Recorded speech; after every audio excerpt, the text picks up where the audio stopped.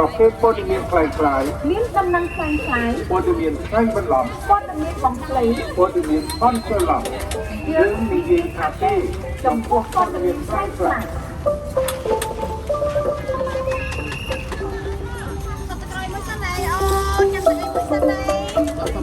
ារផលិតនិងចែកចាយព័ត៌មានคล้ายៗធ្វើឲ្យប៉ះពាល់កិត្តិយសបុគ្គលគ្រួសារសហគមន៍បន្តភាពចលាចលក្នុងសង្គមនិងត្រូវទទួលខុសត្រូវចំពោះមុខច្បាប់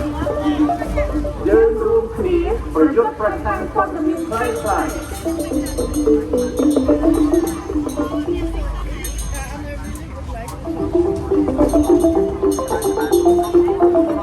ការផលិតនិងចែកចាយព័ត៌មានคล้ายៗធ្វើឲ្យប៉ះពាល់កិត្តិយសបុគ្គលគ្រួសារសហគមន៍បង្កភាពចលាចលក្នុងសង្គមនិងត្រូវទទួលខុសត្រូវចំពោះមុខច្បាប់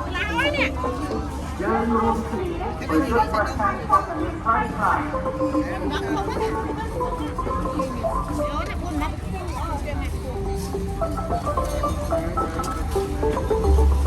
ផលិតឬចែកចាយព័ត៌មានคล้ายៗគឺបំផ្លាញខ្លួនឯងនិងគ្រួសារ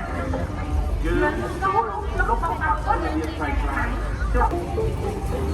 ផលិតឬចែកចាយព័ត៌មានคล้ายៗគឺបំផ្លាញខ្លួនឯង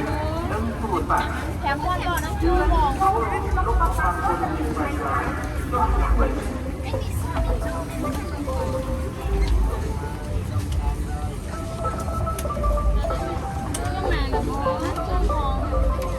แต่มองเนี่ยมันกินไปต่อ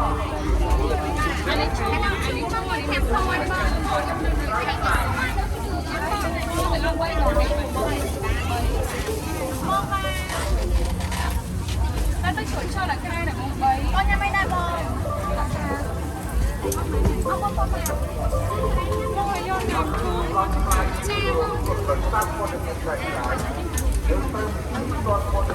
ก็ยังไม่ได้มอง